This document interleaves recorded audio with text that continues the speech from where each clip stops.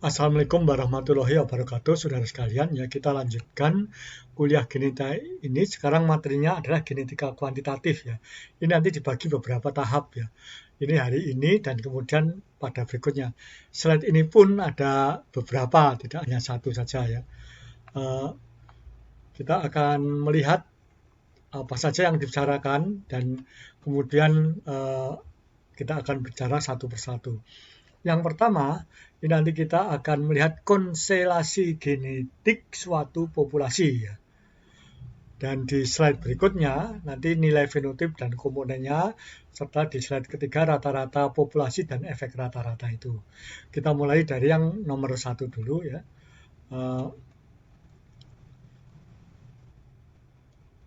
Jadi kita telah belajar menghitung frekuensi alel.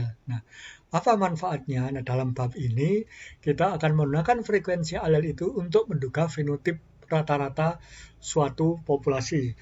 Fenotip rata-rata itu misalnya adalah berapa produksi susu di suatu peternakan ya rata-rata itu begitu ya. Nah, ini nanti kita dapat mempelajari cara menggunakan sifat genetik suatu populasi secara kuantitatif ya. Nah, setelah mempelajari bagian ini, saudara akan dapat menduga fenotip suatu populasi, terutama yang berkaitan dengan karakter kuantitatifnya. Konstelasi genetik suatu populasi adalah struktur atau komposisi genetik suatu populasi ya. Ini kalau dalam bahasa yang sederhana, kalau individu kan biasanya disebut genotip ya, genotip dan fenotip. Nah, populasi pun ya seperti itu, tapi bukan hanya dua alel ya, banyak ya. Langsung digabungkan sehingga kita mengenal frekuensi alel di genetika populasi ya. Nah, parameter konstelasi genetik suatu populasi ini dapat digunakan untuk menduga atau melakukan pendugaan terhadap nilai rata-rata dari suatu fenotip dalam populasi tersebut. Ya. Misalnya produksi susu atau sifat fenotip lainnya, ya.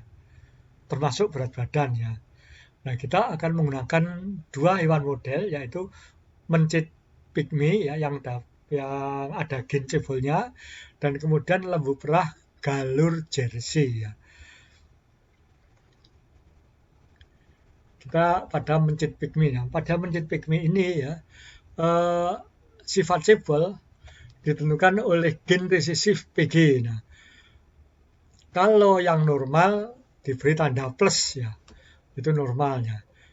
Mencit bergenotip PGPG itu fenotipnya cebol dan berat badan rata-ratanya 6 gram ya rata-rata. Kalau yang heterozigot plus PG itu berat badannya 12 gram, sedangkan yang homozigot dominan berat badannya 14 gram rata-rata itu ya. Nah, dalam suatu populasi ya frekuensi alel PG-nya itu 0,9 dan alel plusnya 0,1. Nah, pertanyaannya ya, berapa berat rata-rata mencit dalam populasi tersebut? Ya. Nah, tentu kita harus mengajukan asumsi bahwa populasi tersebut memenuhi syarat hukum Hardy-Weinberg, yaitu tertutup dan melakukan perkawinan secara random. Nah, sehingga menduganya pun kita dengan menggunakan hukum keseimbangan Hardy-Weinberg. Ya. Itu P plus Q sama dengan 1, kemudian dikuadratkan ya, P kuadrat 2PQ plus Q kuadrat sama dengan 1. Nah, ini kalau diterapkan jadi begini. P kuadrat itu kan frekuensi homozigot dominan ya, kali 14 gram ditambah 2PG, ini kan 2PG yang ini ya, yang apa namanya 12 gram ya, ini heterozigot, dan kemudian Q kuadrat. Ya. Itu kalau ditambahkan beratnya akan sama dengan 13,56 gram. Ini rata-rata berat tubuh mencit di populasi tersebut. Ya tentu ada yang berat, ada yang ringan ya. Tapi kalau dirata-ratakan begitu. Nah, sekarang kita menggunakan produksi susu pada lembu Jersey ya. Ini produksi perlaktasi ya, bukan sekali perah tapi perlaktasi ya.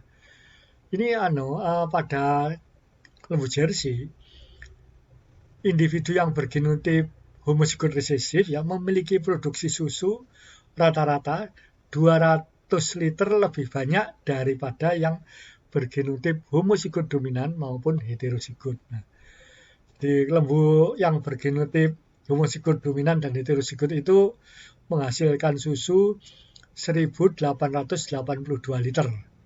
Berarti yang TT yang ini homozigot resesif ya, ini akan menghasilkan susu sebanyak 2082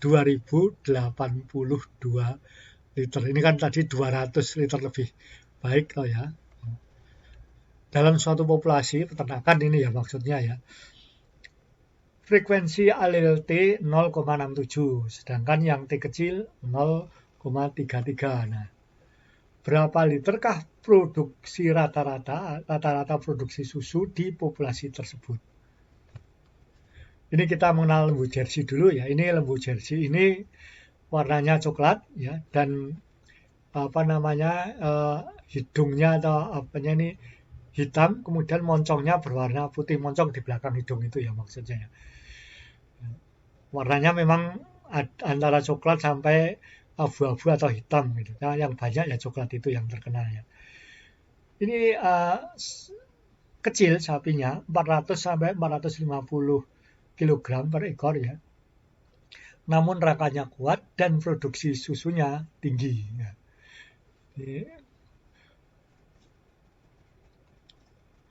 Nah, penghitungan ini salah ya, penghitungan ya harusnya ya.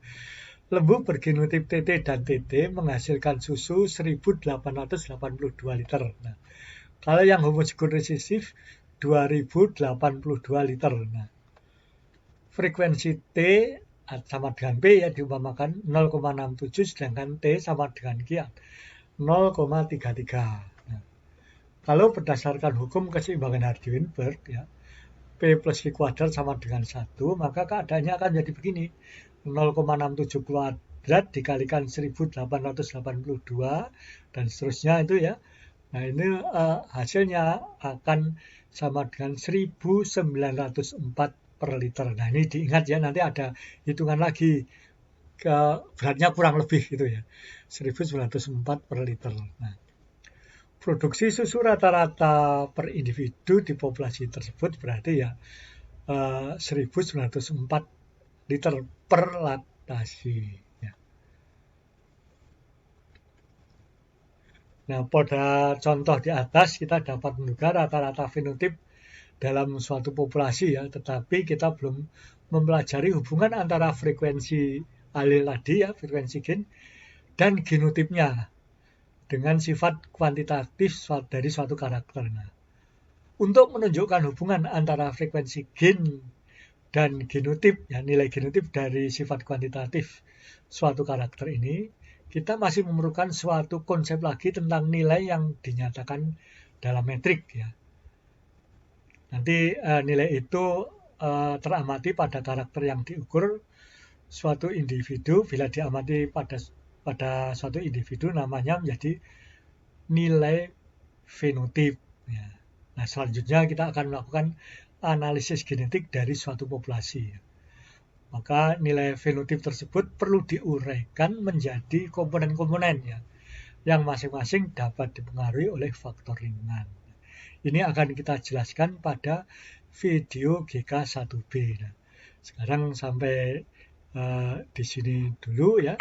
Kita nanti akan berlanjut ke video yang berikutnya. Dibuat pendek-pendek biar tidak bosan.